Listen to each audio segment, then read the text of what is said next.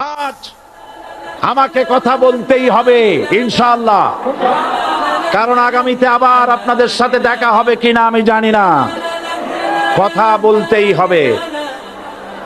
বসেন, কেউ দাঁড়িয়ে থাকবেন না।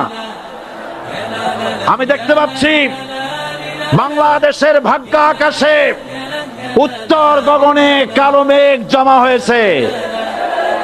ঝড়ের পূর্বাভাস লক্ষ্য করছি।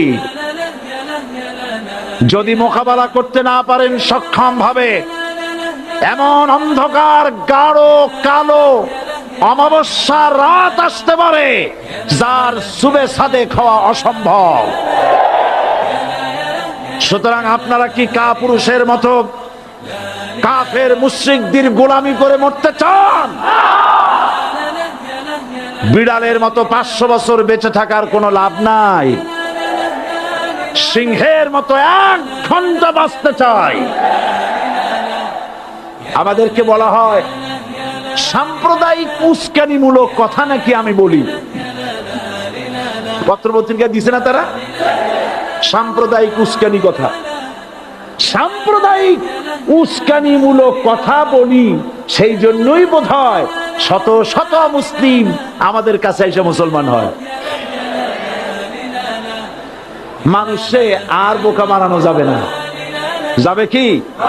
আর বোকা বানানো যাবে? তারপর বলছে কি, এরপরে বলছে আমাকে বলছে রাজাকার। শুনে রাখো, চট্টগ্রামের লক্ষ লক্ষ জনতা, পার্লামেন্টে যখন আমাকে এই কথা বলা হয়েছিল, আমার পার্লামেন্টের কলিগ জাফরুল্লাহ চৌধুরী সাহেব বসে আছেন এখানে, জাফরুল ইসলাম চৌধুরী বসে আছেন পাশে, প্রধানমন্ত্রী সুদ্ধা, অন্তত 3 শতাধিক পার্লামেন্টের সম্মানিত সদস্যরা সেদিন বসা। 1997 সনের বাজেট বক্তৃতা যখন আমি করতেছিলাম, ডক্টর কুদরতে খোদা, নাম রাখছে কুদরতে খোদা, আসলে গজবে খোদা। এ লোকটি নাস্তিক, ইসলামের চূড়ান্ত দুশমন। তার প্রণীত শিক্ষা ব্যবস্থার যখন সমালোচনা করছিলাম, ট্রেজারি বেঞ্চ থেকে আমাকে বলা হলো রাজাকার।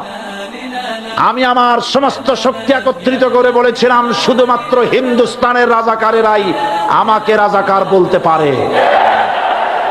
আমি বলেছিলাম 1973 সন পর্যন্ত আমি বাংলাদেশের কোন রাজনৈতিক দলের নেতা এবং কর্মী ছিলাম না। আমি রাজাকার নই। আমাকে রাজাকার বলে যদি তাকে প্রমাণ করতে না পারে 10 কোটি টাকার মানহানি মামলা দায়ের করব। আমার এই বক্তব্য সারা দুনিয়া শুনেছে। পার্লামেন্টে আমার এই বক্তব্য রেকর্ড হয়ে আছে। সেদিন 3 শতাধিক পার্লামেন্ট মেম্বারের কেউ আমার চ্যালেঞ্জ গ্রহণ করেন নাই। যে কোনো ব্যক্তি পার্লামেন্টে গিয়ে আমার বক্তৃতা দেখে আসতে পারেন।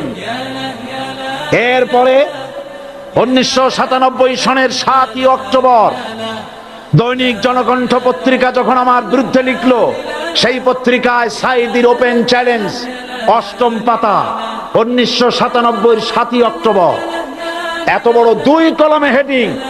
সেখানে আমি বলেছি বাংলাদেশের সকল সাংবাদিক, গোয়েন্দা বিভাগ, বাংলাদেশের সকল বুদ্ধিজীবীকে আমি আমার পিরোজপুরে আমন্ত্রণ করছি। আমার উপস্থিতিতে যদি কেউ প্রমাণ করতে পারে বাংলাদেশের স্বাধীনতা যুদ্ধের বিরুদ্ধে আমার কোনো ভূমিকা ছিল, সজ্ঞানে স্বেচ্ছায় জাতীয় সংসদের সদস্য পদ থেকে পদত্যাগ করব। 3 বছর পার হয়ে গেছে, আজ পর্যন্ত কেউ এই চ্যালেঞ্জের মোকাবেলা করে নাই। সুতরাং আমাকে যারা রাজাকার বলবে তারা পিতৃ পরিচয়হীন অবৈধ সন্তান। 1971 সনের, শোনো মুসলমানেরা, 1971 সনের কোন কাদা সাইদির গায়ে লাগে নাই। আমাকে রাজাকার বলে জনগণ থেকে বিচ্ছিন্ন করবা। জনগণ থেকে আমারে বিচ্ছিন্ন করা যাবে না। ইসলামের কথা বলে, যারা ইসলামের কথা বলে তারাই রাজাকার, তারাই মৌলবাদী। মৌলবাদী বললে আমরা অসন্তুষ্ট হই না, কারণ মৌলবাদী শব্দটা আসছে মূল থেকে। মৌল শব্দ এসেছে মূল থেকে। মূলবাদী তার মানে যারা মূলে আছে। মূল হলো কোরআন, মূল হলো হাদিস, মূল হলেন আল্লাহ, মূল হলেন আল্লাহ রসুল। আমরা আছি মূলে। এখন বলেন তো মূলের শক্তি বেশি না আগার শক্তি বেশি? আমাদের যারা মৌলবাদী বলে ওরা হলো আগাবাদী। মূলে আছে কত কোটি? 12 কোটি। মূলে আছে কত কোটি? আর আমাদের যারা মৌলবাদী বলে ওই থাকো গাছের আগায়, আমরা মূলে। লাফালাফি বেশি করবা না, 12 কোটিতে গাছের গোড়া আসতে নানা দেবে, মামু বাড়ি দিল্লি গিয়ে পড়বা, বাংলার জমিনে জায়গা হবে না। এ কথা বিশ্বাস করো। বাংলাদেশের মুসলমানদের শরীরে এক বিন্দু রক্ত থাকতে শয়তানের তৈরি করা ধর্ম নিরপেক্ষ মতবাদ বাংলার জমিনে কায়েম হতে দেওয়া হবে না, হবে না।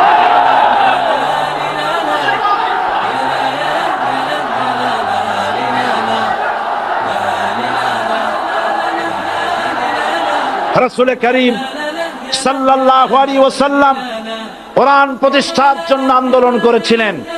আয়াতুল কুরসি আমাদের সে কথাই শিখিয়েছে।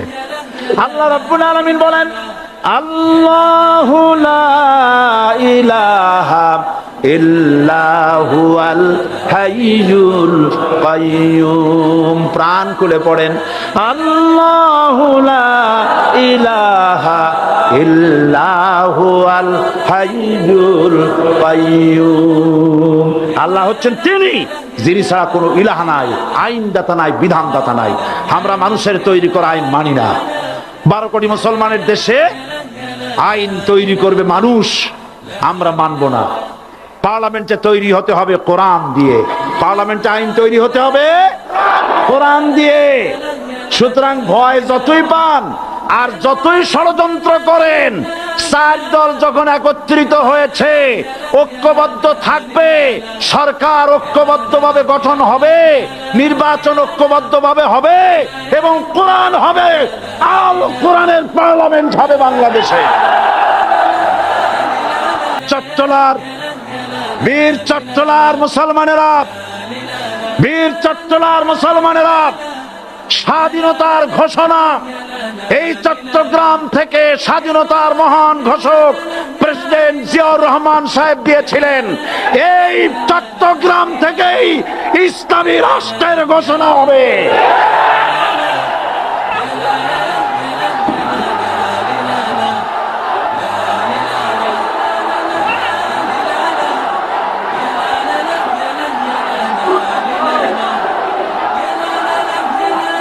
আমি আশাবাদী আপনারা অবশ্যই তা পারবেন। আমি 100% বিশ্বাস করি ইনশাআল্লাহ।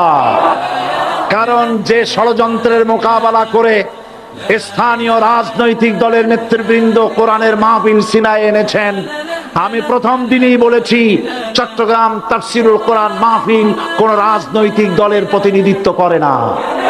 এটা কোন জামাত শিবিরের একক সম্পদ নয়, এটা চট্টগ্রামের মুসলমানদের কলিজার টুকরা তাফসিরের মাহফিল। সুতরাং এই মাহফিল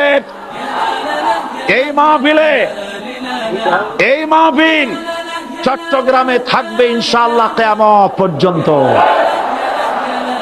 144 ধারা 288 হয়ে গেছে, ষড়যন্ত্র পায় পায় চলে গেছে। আমি ওই সব ছেলেদের বলি, সরকারি দলের ছাত্র হইয়া মুসলমানদের বিপক্ষে যাইও না।